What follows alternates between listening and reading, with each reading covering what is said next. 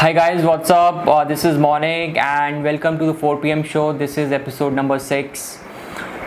So in this episode, I want to talk about mental health and how to get out of depression and stay away from it. As you might know that 10th of October was celebrated as World Mental Health Day, and so I thought, why not create a video around it? And because I myself have gone through depression at one stage in my life, and I was there for many years, not months but many years, and it could be a really dark, lonely and cold place. And unfortunately, depression is something that is not being talked about much. It is ignored and a lot of people even laugh about it. And I remember that when I was 16 years old, I was preparing for my engineering entrance exam, and I started I reached mental saturation. And I talked about it with my elder sister, who was in medical school at the time, and she said that she's experienced a similar thing recently. And when she went to mom to talk about it, mom said that you are just making an excuse not to study. So this is how mental fatigue and depression is looked at by most people. It is something that is ignored. It is something that even people laugh about it, and they don't see it as an illness, and they don't realize that it's a chronic thing that needs treatment and attention. And as far as because of this fact, something that can be cured in few months, actually it goes unattended and it takes many years to come out of it, and that too if you take proper help. So this is the kind of this is the nature of depression. If it goes unattended, it will take a lot of time and effort later on to come out of it. So like as I said, I at the age of 16 started feeling mentally exhausted and fatigued. I entered into depression, and I moved from my graduation to post graduation, and then I started working. And but still, that mental fatigue and saturation really never left. I moved cities, different people came in my life, I made new friends, but that did not help me much, because although I knew I was going through mental saturation, but I had really no idea what to do about it. And so that's why it took me so much time and so many years to come out of it. And I remember that when I started working, I used to come back home totally drained out, so exhausted that I could not speak at all. And I started taking taking help of alcohol and cigarettes. I thought maybe that will help me out, but it actually made me took me more into depression, and also affected my physical health. And and I even remember that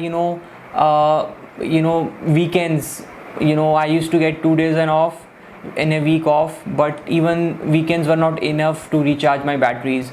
And even a stage came where I used to, even if I took a 3-4 days off and went somewhere outside this city for a short break, even that was not enough to recharge my batteries. So these are some of the actually even the symptoms of mental depression. And I remember that once I was coming home from office, and I used to leave office late in the night, like around 9-10 p.m. Because of my market timings. And I clearly remember that day like it was like yesterday. I was on my bike with my iPods on, and the weather was very pleasant, and my favorite song started playing. And my first thought was, I want to be happy for a change. I kept saying that I want to be happy for a change.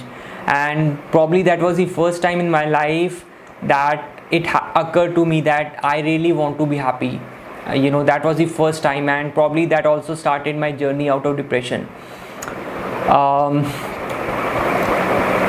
so here are some of the stats around mental depression. It is estimated that globally 450 million people currently suffer from mental depression, some sort of mental depression. And as per World Health Organization, by 2030 mental depression would be one of the leading illnesses globally. And 1 out of 4 people go through mental depression at some point in their lives. So it is fast becoming one of the leading illnesses around the globe, and it is also one of the biggest causes of suicide and one of the biggest reasons why people end their lives. And yet unfortunately, in most countries and most places, it is seen, mental health is something seen as an indulgence that's rich people, people who have a lot of money and time, they do. That's how it is seen as, unfortunately. And there are a lot of companies that don't even, if you go to their human resource department and say that I'm feeling mental fatigue and I need some days off, you won't get holidays for mental depression. It's not recognized in a lot of companies as well right now. So reasons, what are the reasons why somebody gets into depression? Now I was doing research on it, and I found that right now even some of the experts in this, some of the experts and some of the leading therapists, even they don't have very specific reasons why somebody get into depression. But on a broader level, there are certain things that lead to depression, like what kind of environment you have at home, whether it's a positive or negative environment, what kind of work culture you have. Do you work in a toxic environment or in an environment which encourages creativity and there is more friendliness in that environment? So environment plays a big role. There are certain personality traits also, like certain people are very sensitive, and if somebody who's close to them, they say certain things that can also trigger them into depression. Like if somebody tells them that they don't love them anymore, they can go into a negative downward spiral very quickly, and they can stay there for a really long time. And so certain personality traits are also responsible for depression. And sometimes experts say that people get into depression for no real reason. They get into a mode of sadness and stay in that sadness for really long time, and that leads to depression as well, for really no reason. And partially genetics and genes are also responsible. So these are the some broad factors that leads to depression, but they still experts still don't have really very specific reasons why somebody gets into depression. And how will you actually get to know that you have reached a mental saturation and fatigue, and you're moving towards depression? There are certain things, like I remember that physically I used to feel very drained out, exhausted. A lot of times it used to be really hard work to get out of bed early in the morning, feeling very tired. And there is a sense of loss of connection with life. You start to question what is the meaning of life. You feel as something is missing. There's loss of passion and loss of connection. And doing simple tasks sometimes, like even getting up and drinking water, seems to be very difficult. And even you sometimes say why we should do it. It becomes so tough. And I even remember that I used to sleep sometimes over weekends for 10-12 hours, and but still that was not helping me out to recharge myself. And as I said, even weekends were not enough to recharge my batteries. And small things starts to irritate you a lot. When you are very healthy, when you are in a blissful mood, even if you are in a very noisy place, you still will not feel irritated. But if you have reached a mental saturation, even the smallest things will irritate you. So that's another symptom. And people who are going through it, they generally start isolating themselves from everybody else. They start spending time alone, and especially they don't even leave their room, and they stay in their room for really really long times for no reasons. And a lot of times people break down for no real reason. I remember I have cried a lot in the past, and for really no reason. So these are some of the symptoms that indicate that you have either you are in depression or going towards depression. So in general, symptoms are basically physical in nature as well. You feel drained out and low energy, and emotionally you feel low, and you start feeling loss of connection with life and everything else. There is a general sense of loss of meaning in life. And in general, I would say that there is a absence of joy in life.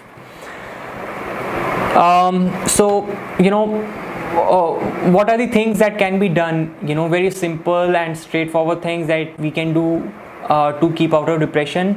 And number one is that it's important to accept that you're going through depression and mental fatigue. Accept it, don't fight it, don't ignore it.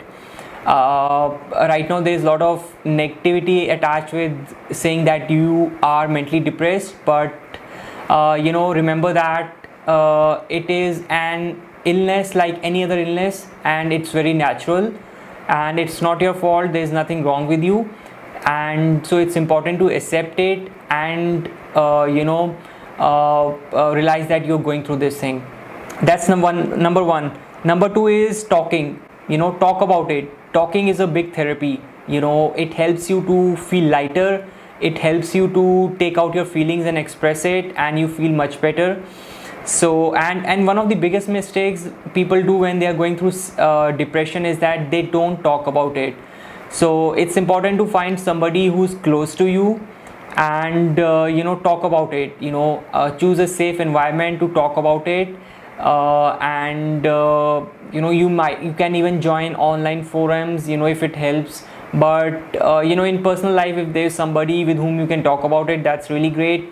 And otherwise you can even go to a psychotherapist and arrange for few sessions that would also help you out. So express it, not suppress it.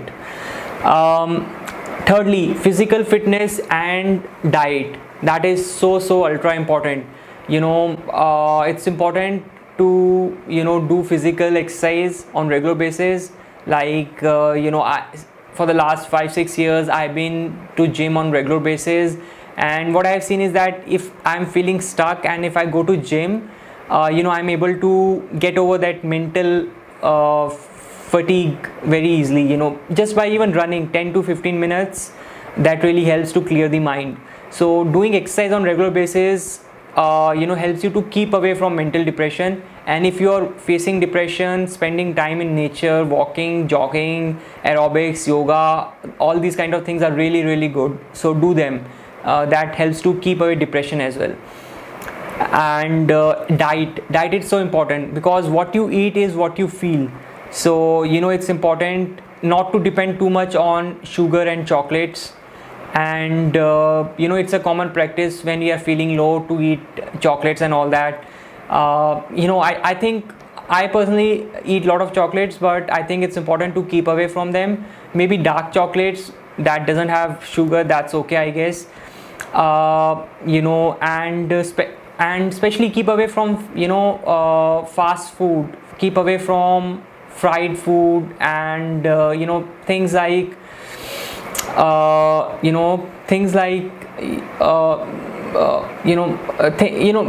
I would say that eat include more fruits and vegetables in your diet.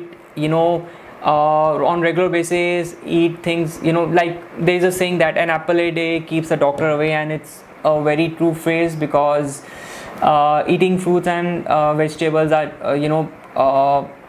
it's will give you a lot of energy, and what you eat is actually how you'll feel. So physical fitness and diet is really important. And with respect to physical fitness, it's also very important that you take good amount of sleep, just to prevent depression, like 6 to 8 hours of sleep depending upon how much you need it. And it's also go to bed at the same, try to fix the time when you go to bed and when you get up, and try to sleep early and get up early, so that really helps. And what also I've seen is that getting up early and doing deep breathing, just for 5-10 minutes is very very effective, because fresh oxygen, fresh air goes in, oxygen goes to your brain, and it has some kind of impact on you. So physical fitness and diet, very very important. And next is keep away from those people who make you low, emotionally low. Keep away from energy vampires, people who suck out energy from your life. And in most workplaces, I feel that there are a lot of people who come to our office only to gossip and to have conversations. Keep away from them, because generally they bring in a lot of negative energy with them. They bring in their own negative stuff, and even if you have 10-20 minutes for them, but if you spend those time with them, despite of having time, you will feel exhausted. So it's important, even if you don't have time, don't spend time with them. Keep away from energy vampires. And prioritize, make a list of things that you want to do in a day, and do those things that are very important. It's like 80-20 rule. 20% of the things leads to 80% of the result. So you don't have to do 100% of the things. Do things that are most important. Make a list of those things every day. Plan your day. So this will help you to get more things done, and you will feel less exhausted at the end of the day.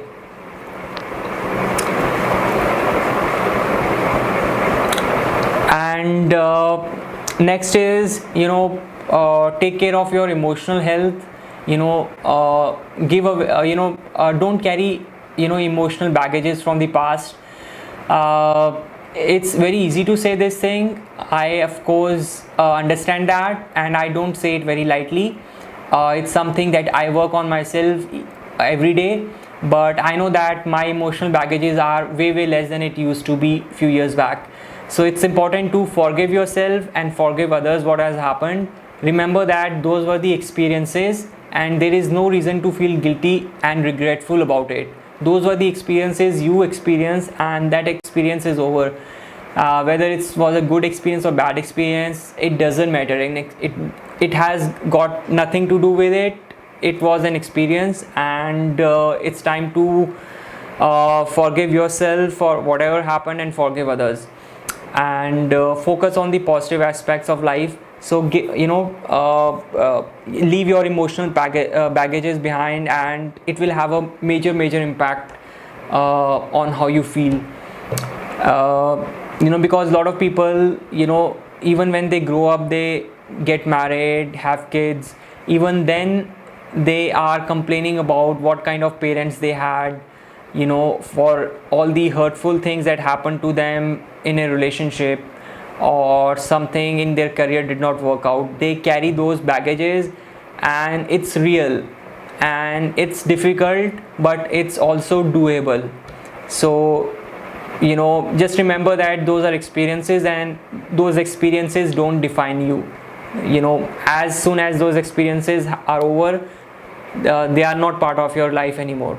So move on, surrender, and forgive, and move on with your life. There's a story I came across, a very funny story. that there were two monks who were going to their temple, and as part of the ritual they were not allowed to interact with each other or with anybody on their way. And so by afternoon they actually reach a river where they see a woman who was having challenges crossing the river. So the first monk breaks the rule and goes ahead and carries her to the next side of the river and then comes back. This really disturbs the second monk, and but he doesn't say anything. But for the next 3 hours he keep thinking about it and feeling very disturbed. And finally he couldn't take it anymore, and he says that how can you break the rule? How can you break the rule of our community? And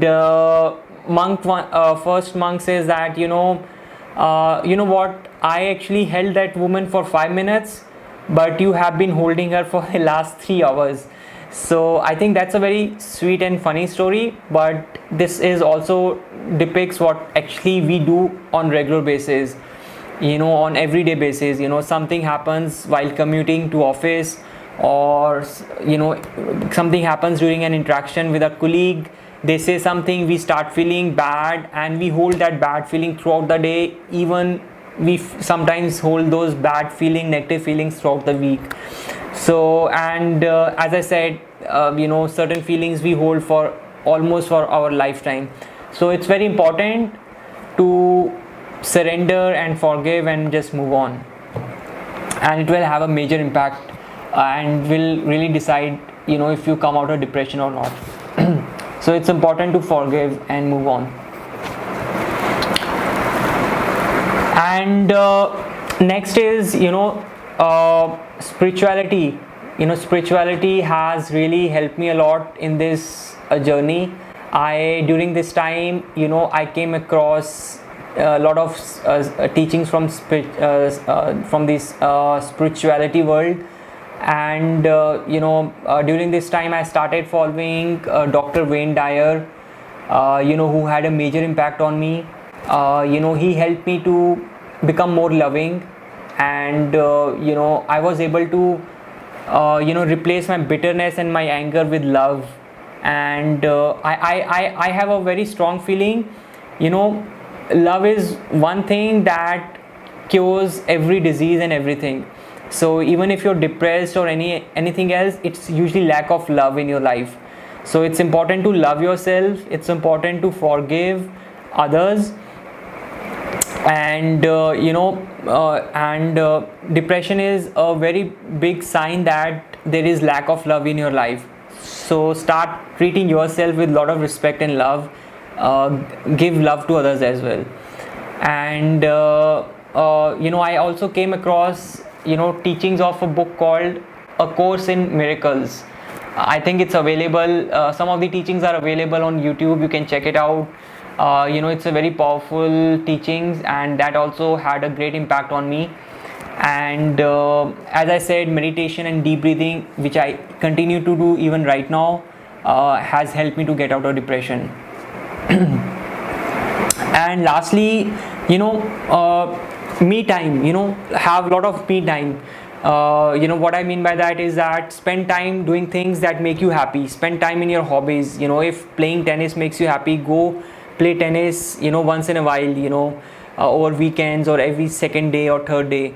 If painting makes you happy, do painting. If poetry makes you happy, take time every day, 20-30 minutes doing those things. It's important to take out me time. A lot of people, they are so stuck in their responsibilities as a family member and as a professional, that they feel guilty and regretful taking out me time. But me time is one of the best investment you can do in yourself. So on regular basis, take out me time. Go to that coffee shop if that makes you happy. Go eat in that great restaurant if that makes you happy. Take out me time, it's very important. And so, as I said, fill your life with love and joy, and those things will make sure that most of the diseases and illnesses, depression, everything keeps away from your life. And in the end, I also want to add that if somebody in your close circle is going through depression, if that person comes to you, my strong request is that don't give a fake advice or fake help. Don't say that, oh, I understand your situation, I have gone through same thing, you will be all right, give it some time. Don't give fake advice or fake help, but try to be very authentic, try to make a deeper connect with that person, and try to understand what exactly he or she is going through, and listen to them very carefully. So it's very important not to be, if you want to give help to somebody, it's very important to make a connection and understand their problem, rather than giving a very superficial advice or help. So in the end, I would say that there are no quick fixes, and there are no permanent solution. It's keeping away mental depression, it's almost a daily routine thing. You need to do it every single day. Things like reading positive books, inspirational books and stories, exercising, eating well, sleeping on time, getting up early. These are something has to be done on regular basis. There are no quick fixes, and there is no permanent solution. Mental health is something that you need to do take care of on regular basis, like your physical health. And it's like taking care of your garden. If you don't take out the weeds on regular basis, because there are no permanent solution, weeds will come up after some time. Same goes with your mental health. It's something you have to be on guard, and you need to take care of it, and it has to be part of your daily routine. And so it's like driving on a highway, where you have to stop on regular basis to refuel your car. So mental health is just like that. You would have to refuel yourself on regular basis. So I would end this episode with this note that the world needs to be a more happier place, and make sure that you at least take care of your own happiness. Don't feel guilty or regretful of taking care of your happiness, and if you are happy, then only you will be able to give happiness to others. So with that note, I really wish you more happiness in life, and I hope that you become more happy and spread happiness around the world. So thank you so much for listening and tuning in, and I'll see you next week in the next episode. Take care and bye.